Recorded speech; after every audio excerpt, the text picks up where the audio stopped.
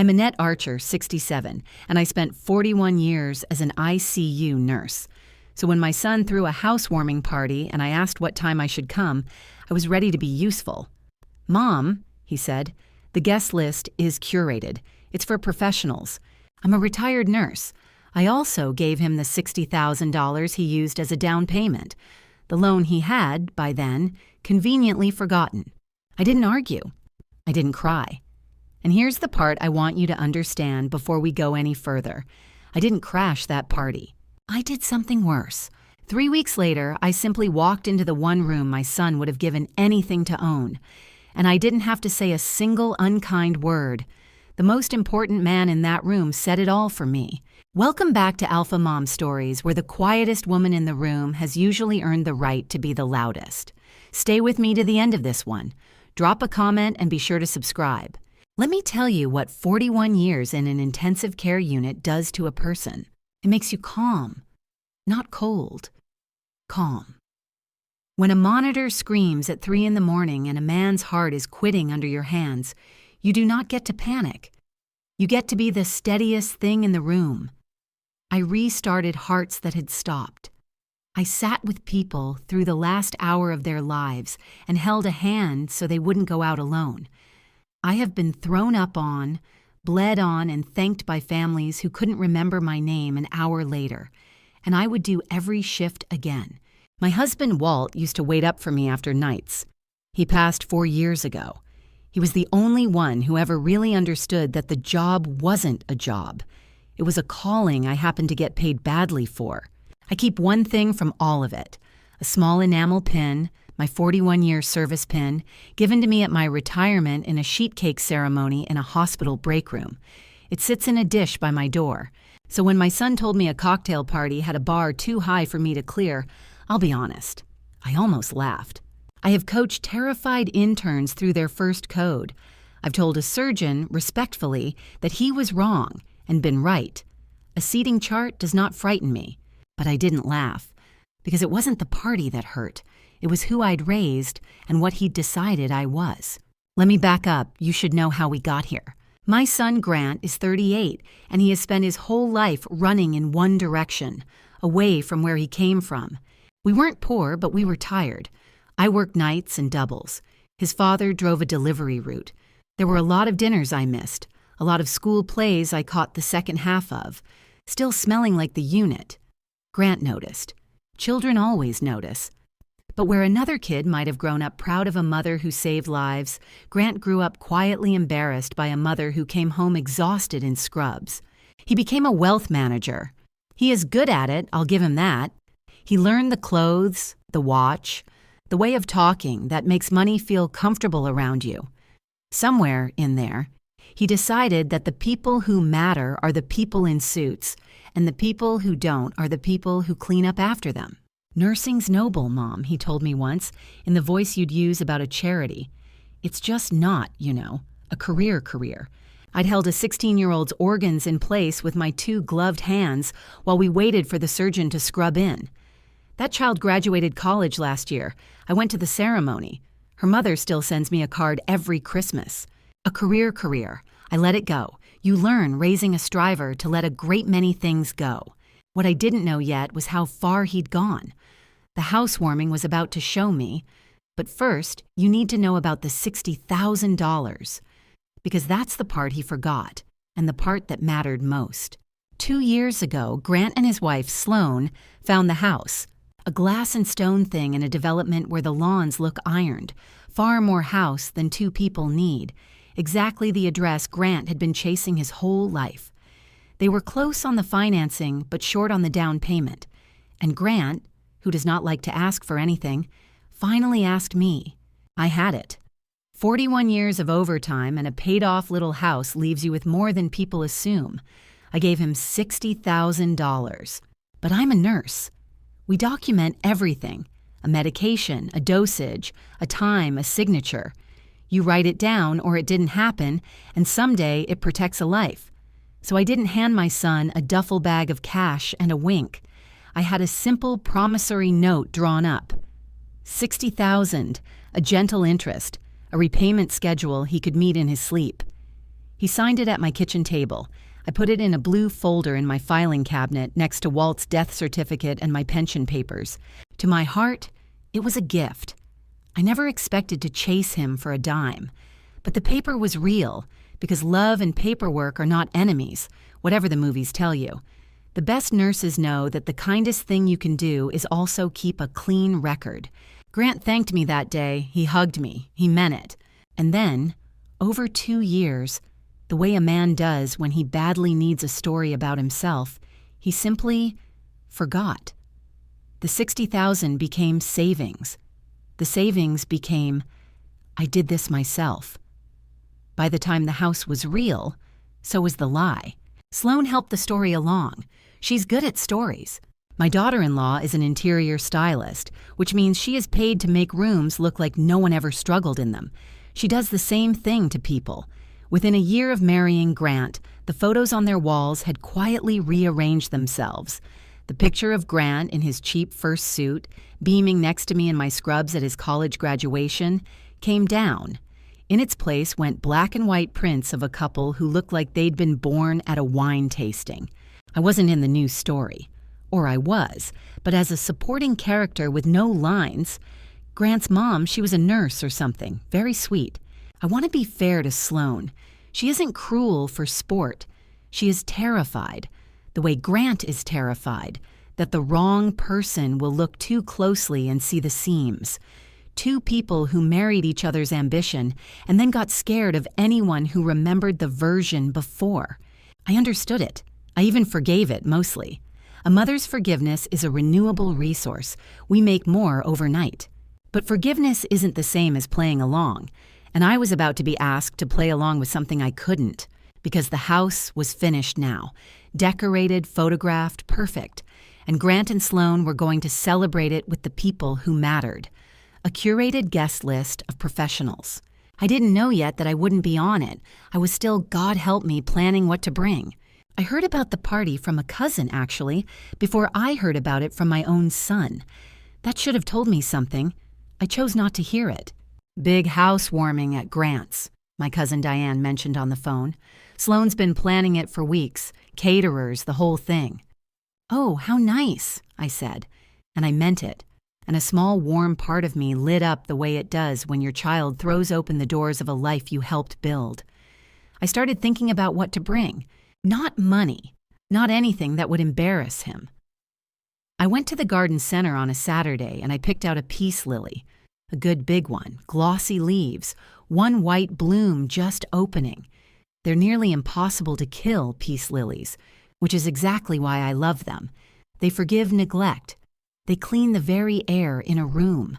I thought it would look handsome on his new stone mantel. I bought a card. I wrote, "So proud of you. Love, Mom." I set the lily on my kitchen counter where I'd see it, and I waited for the call telling me when to come.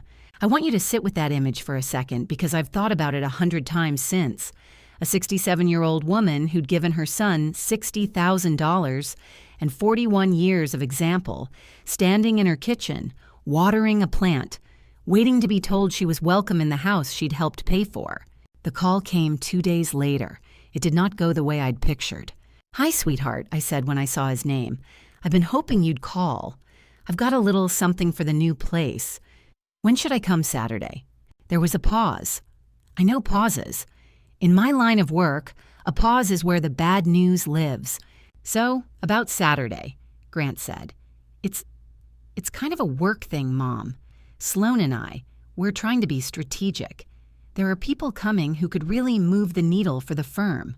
Clients, a couple of partners." Another pause. "The guest list is curated. It's for professionals. You understand? The guest list is curated. It's for professionals." I stood in my kitchen next to the peace lily with the one open bloom, and I felt something go very still inside me. Not loud, still. The way the unit goes still right before you realize the rhythm on the monitor isn't coming back. "I see," I said. My voice was perfectly steady. 41 years buys you that, at least. Of course, I wouldn't want to be in the way of business.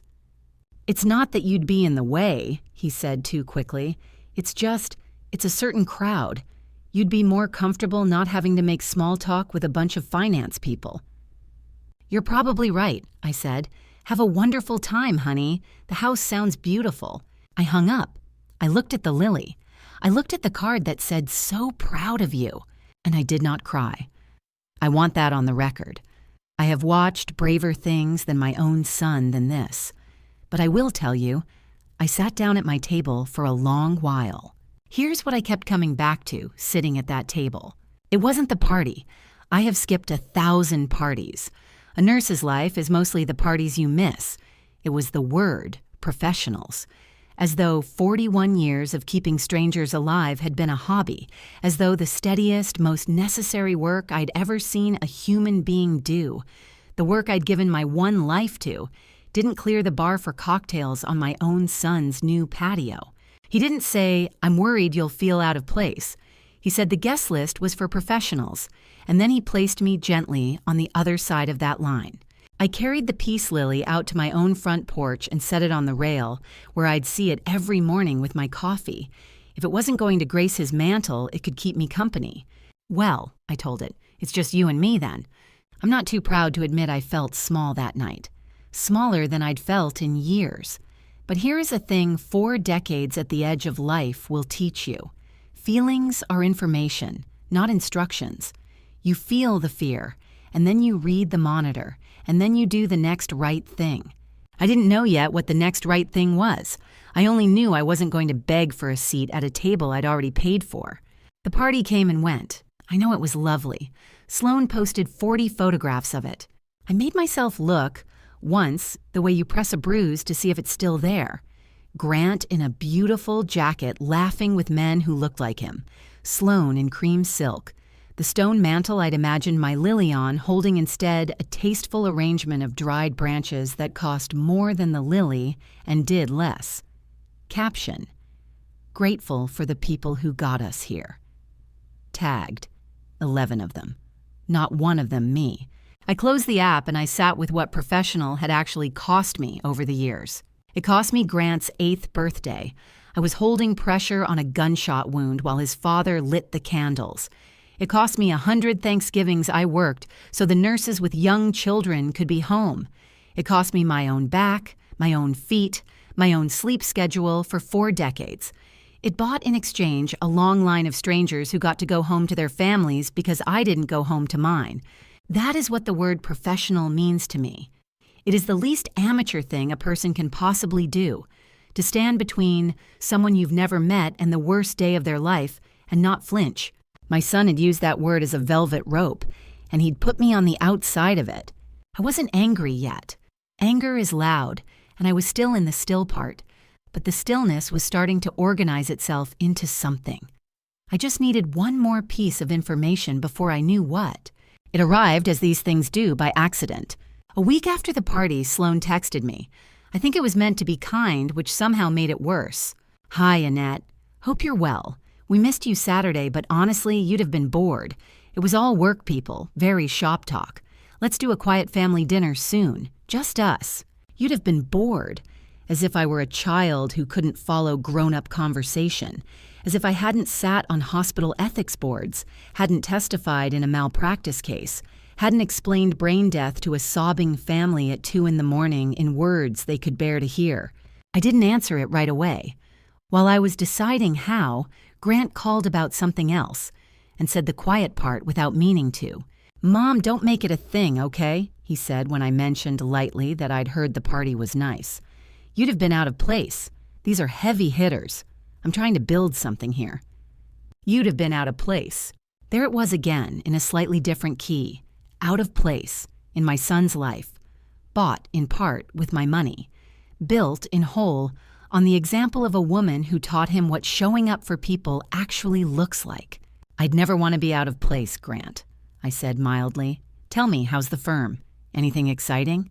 And that, my small, mild mother's question, the kind he'd answered absently 1,000 times, is how I learned the one fact that changed everything. Because Grant, flattered to be asked, started to brag. And in the bragging, he said a name. "Honestly, things are huge right now," Grant said, warming up. I'm about to land the biggest client of my career. If I close this, I make partner. We're talking a complete game changer. That's wonderful, honey, I said. Who is it, if you can say? You wouldn't know him, he said. And I want you to hear how casually my son said that to the woman who knew half the doctors in 3 counties. He's a huge deal in medicine.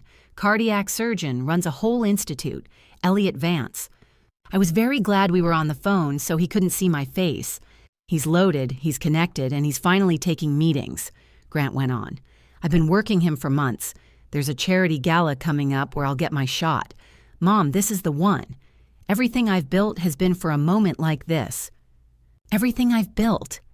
While I held the receiver and a memory I hadn't touched in 20 years rose up off the bottom of me like a body coming up for air. And the house, he added, on a roll now.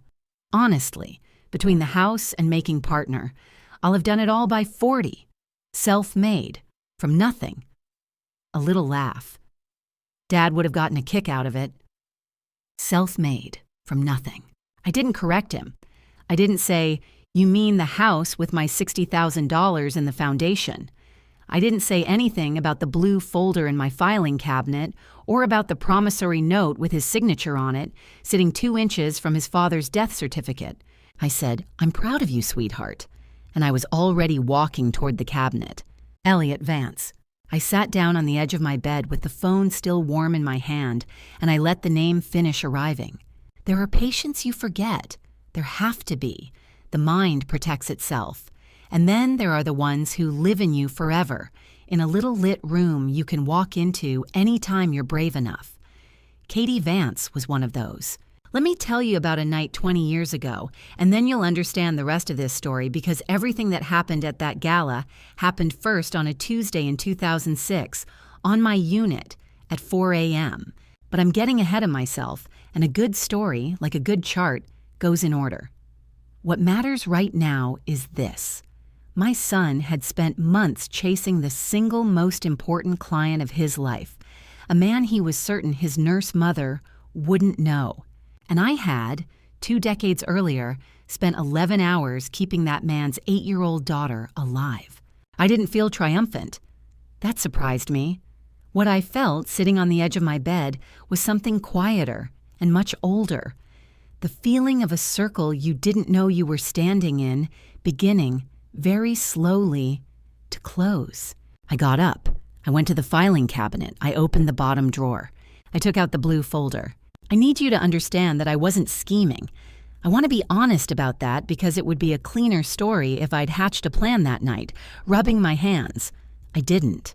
I opened the blue folder because I suddenly, badly, needed to hold proof that the last few weeks were real, that I hadn't imagined my own worth. When the people who are supposed to know you best decide you're nothing, you go looking for the records. A nurse trusts the records. So I sat at my kitchen table, under the same light where Grant had signed that note, and I laid the folder's contents out one piece at a time, the way I used to lay out a patient's history before rounds. The promissory note. $60,000, his signature, confident, the same signature he now used on contracts to feel important. The bank record of the transfer, the date, the amount, clean as a vital sign. And underneath, because I'd tucked it there years ago and forgotten, an older piece of paper, a photograph. It stopped me cold. The photo was from a hospital fundraiser years back. In it, a much younger me, in scrubs, crouches next to a small girl in a wheelchair. The girl is grinning a gap-toothed grin and holding up a crayon drawing of a nurse with a yellow sun over her head. On the back, in a child's careful pencil, "To Nurse Annette, you fixed my heart. Love, Katie V." Katie Vance, 8 years old. A drunk driver had crossed the center line and folded the family car around her like paper. Her father, a young surgeon then, had been at a conference 3 states away and couldn't get a flight until morning. So for 11 hours, through 2 crashes, the heart kind, not the car kind, it was me and the team, and an 8-year-old's stubborn, magnificent will to live. When Elliot Vance finally made it to that unit at dawn, gray-faced, still in yesterday's clothes, I was the one who walked him to her bed. I was the one who told him she'd turned the corner an hour before. He gripped both my hands so hard it hurt, and he wept, this grown surgeon, and he said, "I will never forget your name." People say that. They mean it in the moment, and life carries the moment off. I never expected him to remember. I'd half forgotten it myself, filed it in the lit little room with the others. But there was the photograph in my hands on the same night my son had told me Elliot Vance was the great prize his nurse mother wouldn't know. I sat very still for a long time. I wasn't going to crash my son's party. That was never who I was. But I was, it seemed, going to be invited to a gala. And I was beginning to understand that the kindest, most devastating thing I could do was simply to go and let the room see exactly who I was. The universe, it turns out, was already 2 steps ahead of me. The next morning, my oldest friend called. Ruthie and I trained together in the 80s. She sat on the board of the hospital foundation now, the same foundation that ran the big spring gala every year to raise money for the cardiac unit. The unit where, once, we'd kept a little girl alive. Annette, she said, and I could hear her smiling. I've been trying to get this past the committee for 3 years, and they finally listened. We want to honor you. The Lifetime in Nursing Award. At the gala next month. 41 years, honey. It's time somebody put your name on a wall. I sat down. Ruthie, I said, I don't know. What's to know? How do I explain it?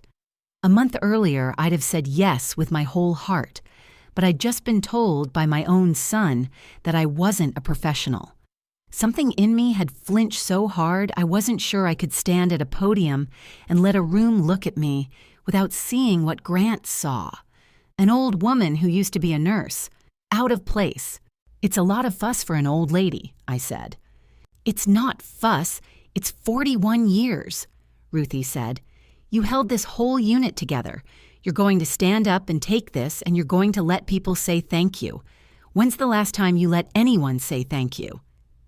I didn't answer that. We both knew the answer was never. Let me think about it, I said.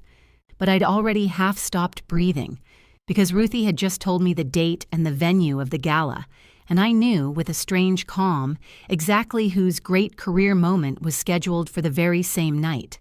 If you've ever been the person who does the quiet, necessary work, the nurse, the caregiver, the one who shows up and cleans up and asks for nothing, then you know the particular ache of being unseen. You don't do it for thanks. But God, it lands different when someone you love decides your whole life doesn't count. If this is hitting close, stay with me. I promise this story is going somewhere you'll want to be. I spent 2 days almost saying no to Ruthie. Isn't that something? A woman gets offered for the first time in her life a public thank you for 4 decades of devotion. And her first instinct is to decline it, to spare everyone the trouble of looking at her. That is what years of being told your background does to a person. You start to believe the lighting was correct. And then I thought about the peace lily on my porch. I thought about the word professional used like a door.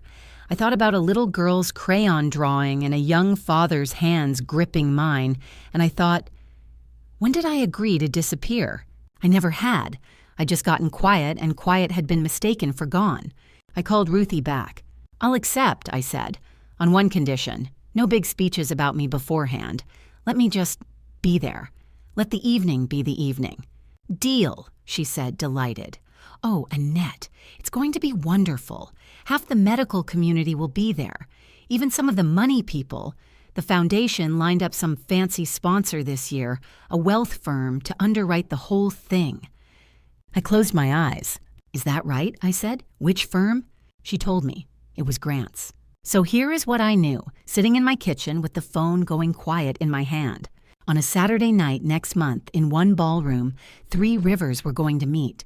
My son would be there, in his best jacket, working the most important night of his career, trying to close Elliot Vance and make partner, sponsoring, with his firm's money, an evening he had no idea was about anything but business. Elliot Vance would be there, the great prize, the cardiac surgeon, who, 20 years ago, had promised never to forget the name of the nurse who saved his daughter. And I would be there. Annette Archer, the night's honoree. The woman my son had decided wasn't professional enough to stand on his patio. None of it was a trap I'd built.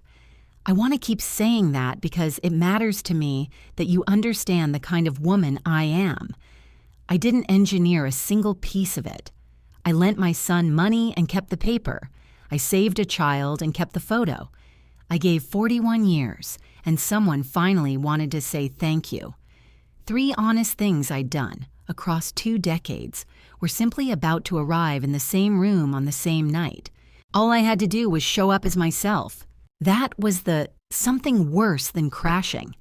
I wasn't going to burst through his door uninvited. I was going to walk through a door I'd been invited through, the front door of the exact room he'd spent his life trying to get into, and let him watch the people he worshipped find out who I was to them. I took out my navy dress, I found the little enamel pin, and I waited for Saturday. I want to be careful here because I don't want you to think this became about revenge. It didn't. Not the way the word usually means. I made myself a promise in the days before the gala. I would not say one cruel word to my son. I would not announce the $60,000 to the room like a woman settling a score. I wouldn't need to. The whole point, the thing that made it land, was that I would do nothing at all except stop hiding. For years, I'd helped them keep the story tidy. I'd stayed off the guest lists, out of the photos on the far side of the velvet rope, so my son could feel self-made. I'd been a good sport about my own erasure. I was just going to stop. That's it. That was the entire plan. Show up where I was wanted, wearing my own life, and let the truth do what truth does in a room full of people who can finally see it.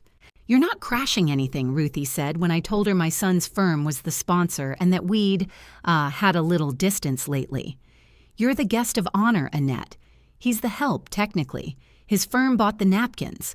I laughed for the first time in weeks. "Don't say that." "I'll say it twice." But underneath the laugh, I felt the old steadiness settle over me, the 4 a.m. calm. I checked my supplies the way I always had before a hard shift. The dress, the pin, the blue folder, which I decided to bring, not to brandish, just to have the way you keep a crash cart nearby. You hope you won't need it. You'd be a fool not to have it. Grant called twice that month, and both times he was so full of his own big night that he never once asked about mine. "It's all coming together," he said. "Vance confirmed he's attending.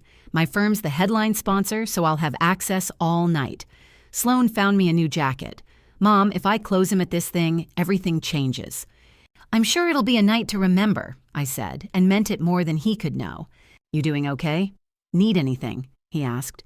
And for a second, my heart lifted, because it sounded like he might ask where I'd be that Saturday, like the worlds might touch on their own. "I'm wonderful," I said. "I actually have plans that night myself." "Oh, good," he said, already moving on, not hearing it the way he hadn't heard most things about me in years. "Bingo or something. Good for you, Mom." Bingo or something. I held the phone and I looked out at the peace lily on the porch rail, which had put out a second bloom, and I felt no urge to correct him. Let him keep the small picture of me he found comfortable. The big one would arrive on its own schedule. "Something like that," I said. "Knock 'em dead, honey. I mean it." "Love you, Mom. Gotta run." He ran. He was always running, my boy, toward a room he thought would finally make him real. He had no idea the woman who'd made him real in the first place would be standing at the front of it, with her name on a plaque, when he got there. Sloan called once, too, ostensibly to check in, really to manage me. "We should do that family dinner soon," she said. "Things have just been so crazy with Grant's work.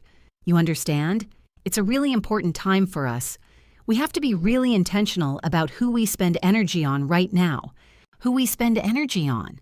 I had become, to my daughter-in-law, a line item under expenses.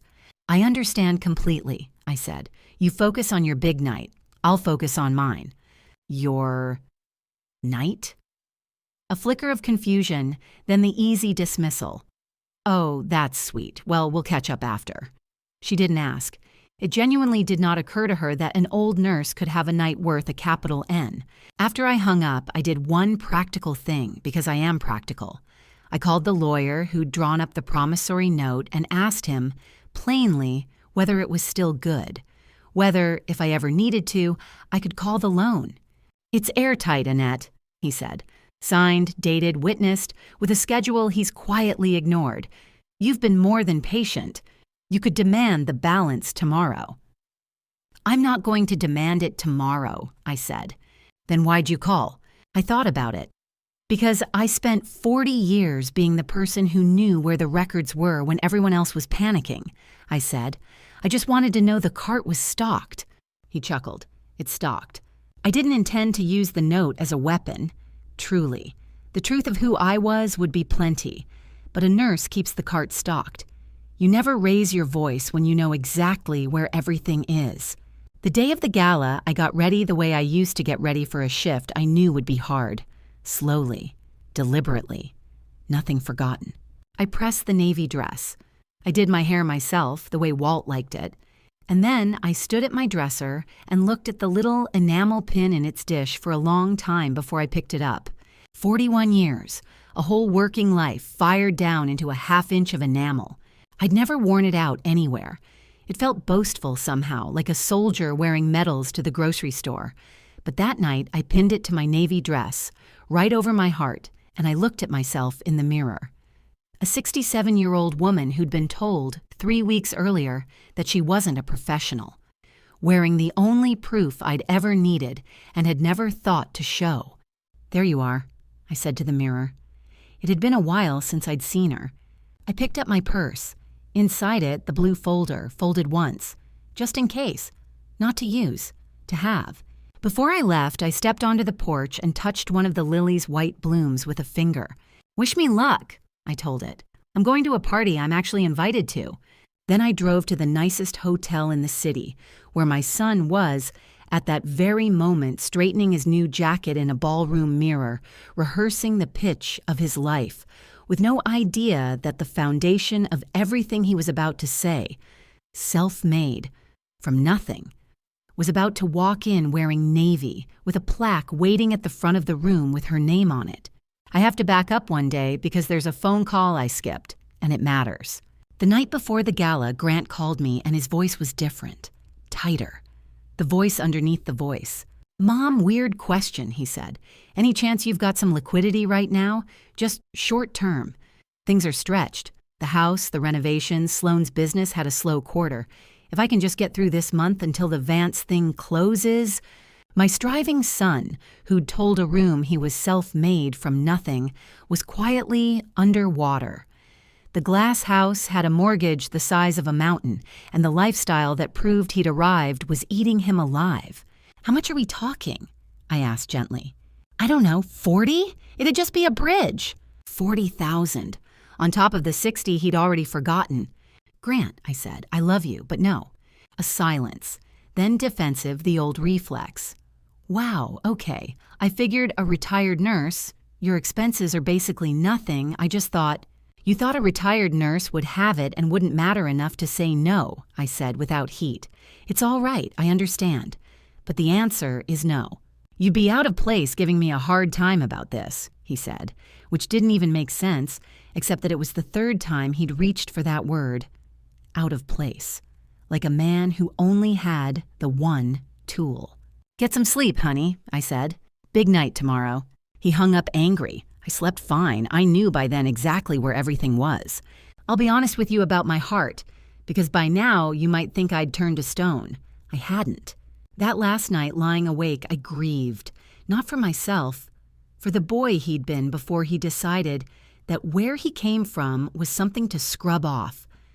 I remembered a 5-year-old Grant pressing a Band-Aid onto my knuckle after a long shift, very serious, telling me, "Now you're fixed, Mama, like you fix people." He'd wanted to be like me once. Somewhere along the way, the world taught him that being like me was small. I'll always wonder how much of that the world did and how much I let it. But grief and clarity can share a bed. I knew what tomorrow was, and I knew I wasn't going to flinch. If you've spent your life as the one who quietly holds things together, hear me. You are allowed to be seen. You are allowed to take the thank you. Letting people witness your worth is not vanity. Sometimes it's the only language left that the people who forgot you will actually understand. I wasn't going to the gala to humiliate my son. I was going to stop protecting him from the truth. There's a difference, and it's the whole difference. I'd lent him money and kept the paper. I'd saved a child and kept the photo. I'd given my life and finally said yes to the thank you. 3 honest acts, walking into one room.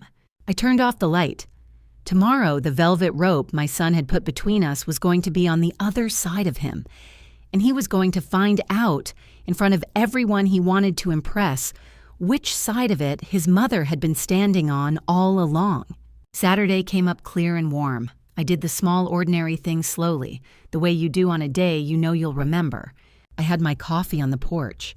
The peace lily, the one that was supposed to live on my son's stone mantle, had opened a 3rd bloom overnight, 3 white flags of it now, bright against the green, thriving on the neglect of being left somewhere it wasn't wanted. "Look at you," I said, "better off out here in the air." I thought about that sipping my coffee. The lily had been turned away from the fine house and had simply gone on blooming, cleaning the air of whatever porch would have it. There was a sermon in there, but I've never liked sermons, so I let it be a plant. I dressed in the late afternoon, navy, the pin over my heart, Walt's small gold watch. I tucked the blue folder into my purse and didn't think about it again. In the car, before I started the engine, I sat for a moment and did the thing I used to do in the parking lot before a shift I dreaded. 1 breath, all the way in. 1 breath, all the way out. Steady the hands. Read the room when you get there. Do the next right thing. Then I drove to the hotel, valeted my 11-year-old sedan between a Tesla and a Mercedes, and walked in the front door of my son's biggest night, invited, expected, and entirely myself. The ballroom was exactly the kind of room Grant had spent his life trying to belong to. Chandeliers, a string quartet, 200 people who all seemed to know they mattered. I saw him before he saw me, my son across the room, in the new jacket, glowing, working a small cluster of guests with that easy, hungry charm. I knew the posture. It was the posture of a man telling people he was self-made. I didn't go to him. I found my table near the front where the honorees sit, and I let Ruthie squeeze my hand and introduce me around. "This is Annette Archer," she kept saying. 41 years in the ICU.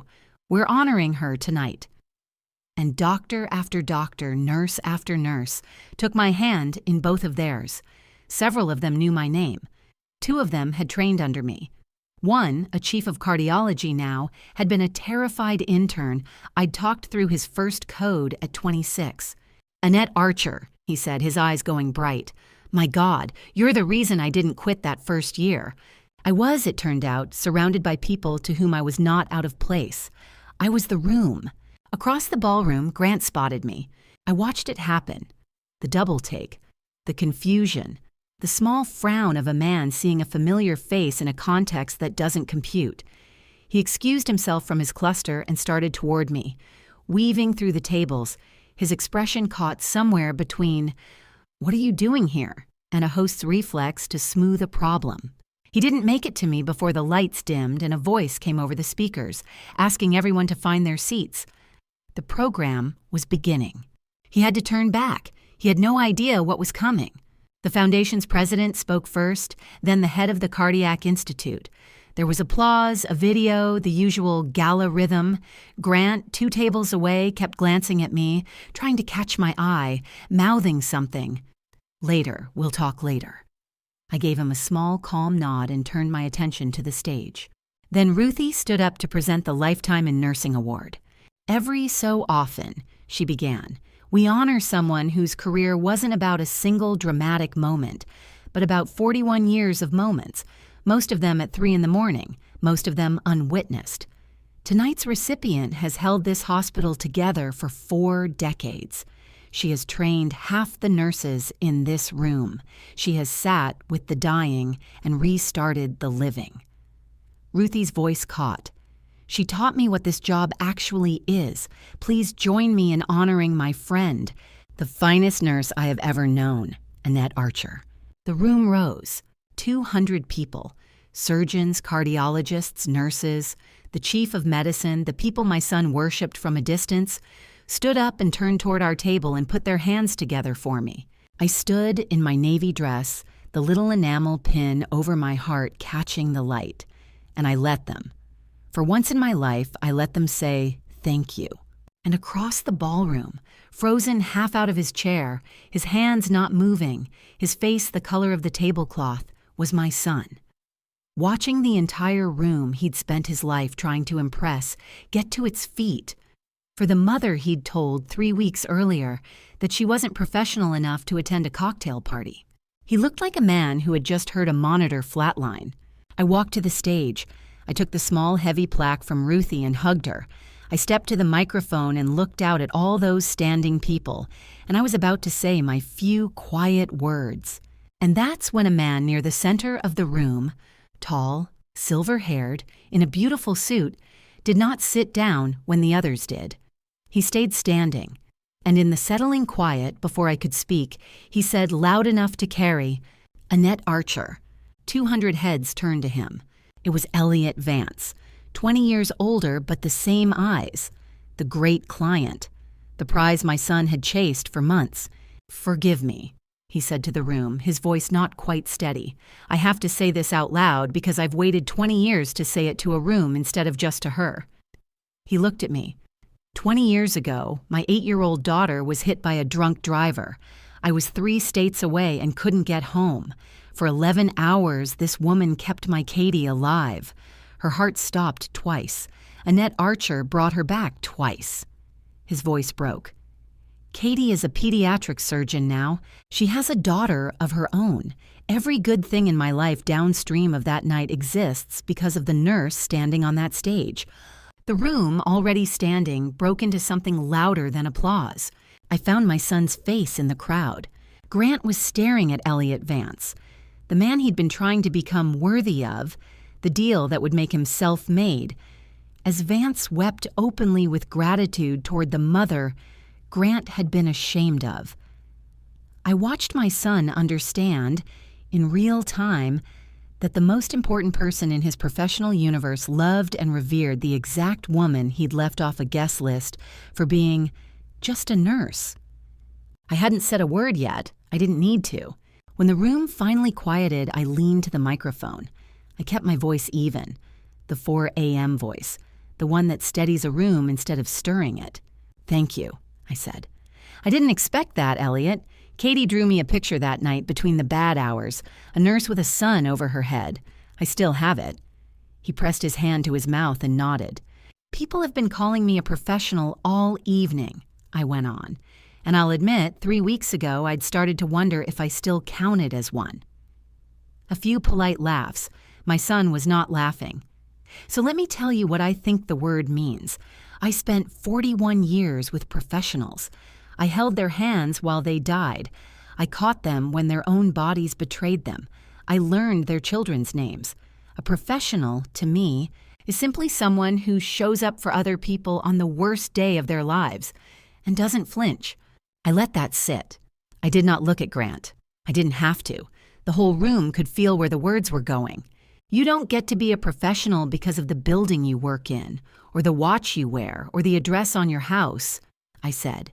"You earn it at 3 in the morning when no one's watching, doing the unglamorous thing because it's right. That's the only guest list that's ever mattered to me." The applause came warm and long, and in the middle of it, I finally let my eyes find my son's. I didn't glare. I just looked at him. The way you look at someone you love who has hurt you and isn't going to be able to pretend otherwise ever again. He looked away first. I came down off the stage into a small crowd of people who wanted to hold my hand. Elliot Vance was first. "I tried to find you over the years," he said, gripping my hands the same way he had 2 decades before. The hospital wouldn't give out a home number. Katie will lose her mind when I tell her." He shook his head.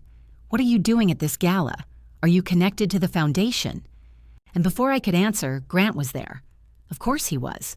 The deal was right in front of him. He couldn't help himself even now. "Dr. Vance. Hi, Grant Archer. My firm's the sponsor tonight. We actually have a meeting on the calendar."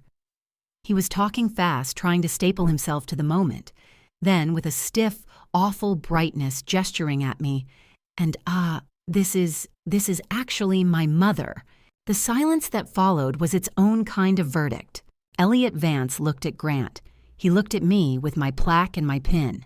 He looked back at Grant, and you could see the math finishing behind his eyes. The sponsor, the eager young man who'd been chasing him for months, was the son of the nurse who'd saved his daughter. And that son had introduced his mother last as an afterthought in a room that had just risen to its feet for her. "Your mother," Vance said slowly, "is Annette Archer." "Yes, sir," Grant said. Yeah, small world, right?" "Small world," Vance repeated, and the warmth had gone out of his voice like a light switched off. He turned back to me deliberately, putting his shoulder to my son. "Annette, I'd like Katie to meet you again. May I have your number? Your real one this time." Behind him, Sloan had gone white. Across the room, Grant's colleague Preston was watching everything, missing nothing. Grant got me alone by the coat check 20 minutes later. He was sweating through the new jacket. "What was that?" he hissed. You set me up. You came here to embarrass me in front of Vance, in front of everyone." "I came here, Grant, because I was invited," I said quietly. "They're giving me an award. I didn't crash your party. I went where I was actually wanted. I let the difference land. You should try it sometime." "Do you have any idea what you just cost me?" His voice cracked. He was going to sign. That was my whole... "I didn't cost you anything," I said. "You did that yourself 3 weeks ago, when you decided which side of a velvet rope your mother belonged on. Elliot Vance didn't walk away from you because of me. He walked away because of what he learned about you. Those aren't the same thing." He had no answer, so he reached, one last time, for management. "Look, we can fix this. You can talk to him. Tell him it was a misunderstanding, that we're close, that..." "Grant." I opened my purse. I took out the blue folder and I held it, unopened where he could see it. I didn't wave it. I just held it the way you hold a chart at the foot of a bed. "Do you remember what this is?" His eyes went to it, and I watched 2 years of convenient forgetting collapse in a second. "The 60,000, he said faintly. "The 60,000, I agreed. "It was always real. It's been real this whole time, sitting in a drawer next to your father's death certificate, while you told people you were self-made from nothing." I put it back in my purse. "I'm not going to make a scene about it. I never was. I just need you to know that I know, and that I always did." That was when my son finally stopped performing.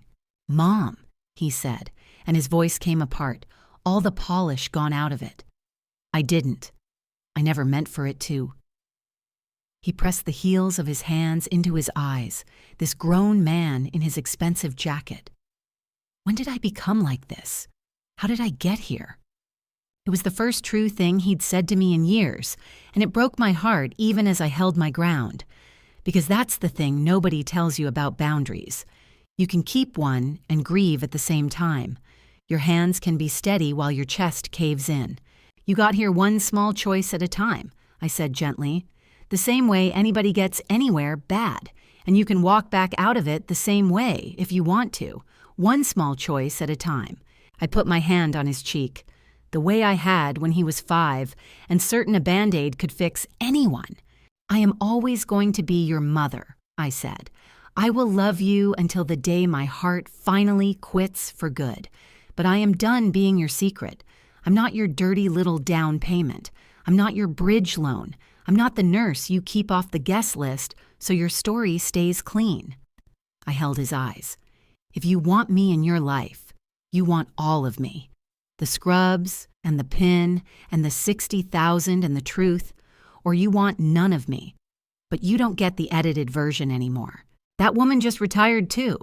Here's how it actually went in the weeks after. Because I know you want the real ledger and not just the feeling. Elliot Vance did not sign with my son.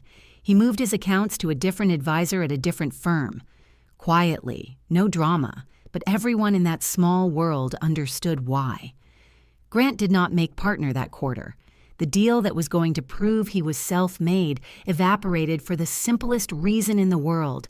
The most important client of his life found out who his mother was and how he treated her. Katie Vance called me herself a week later. She's 30 now, a pediatric surgeon, exactly as her father said. We had coffee. She brought her little girl. I gave the child the crayon drawing back, the nurse with the sun over her head, and Katie cried, and I held them both, and it was worth more than any plaque. The $60,000 Grant repaid. All of it, with the interest the note specified, within the quarter. I think because for the first time he understood that the paper had always been real, and that the realest things in his life were the ones he'd been pretending didn't count. He didn't have the cash easily. He sold the watch, I heard. I didn't ask. And the velvet rope life, the glass house, the curated everything, got quieter. A slow quarter became a hard year. Sloane's prints came off some walls. I won't pretend I enjoyed that part. I'd have given my son the moon. I just wasn't going to keep handing it to him while he denied I'd ever been in the sky. Grant came to my house about a month later, alone. He sat on my porch, next to the peace lily, which was by then a small white explosion, and he held his coffee and didn't drink it for a long time. I figured it out, he said finally. Why I did it. The guest list, all of it. He stared at the lily.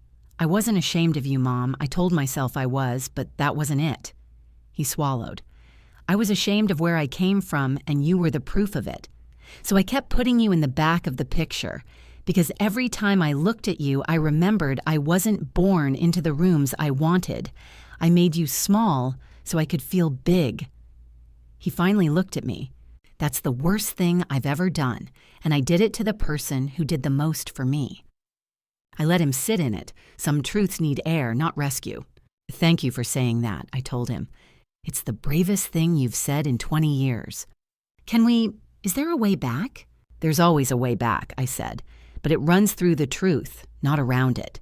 I'm your mother, Grant. I'm not your reference. I'm not your bank, and I'm not a secret. You bring all of me, or you bring none. That's the only guest list I keep now. He nodded. And he came back the next week, and the week after that, slowly, one small choice at a time. It's been a year now. Grant is different, not transformed. People don't transform, but corrected, the way a heart rhythm corrects when you finally treat the real problem instead of the symptom. He asks about my life now. He listens to the answers. Last month, he introduced me to a new client unprompted as my mother, Annette. 41 years in the ICU, the most professional person I know. I had to look at the floor for a second. The plaque hangs in my hallway. The crayon drawing lives in a frame beside it, the nurse and her son. And the peace lily, the one that was never good enough for his stone mantle, sits on my porch rail, blooming like it has something to prove, cleaning the air of every morning I'm lucky enough to get. If there's one thing I'd hand you from all of this, it's this. The people who love you for your title will leave when the title does, but the ones who love you for your character were never counting your guests. Don't ever let someone shrink you to fit their story. Wear your pin, take the thank you, and keep your own records. That's my story. One guest list, one enamel pin, and a plant that bloomed once it was set free. If it reminded you of someone who shows up and asks for nothing, tell them tonight. Drop a comment, hit subscribe, and I'll see you next time.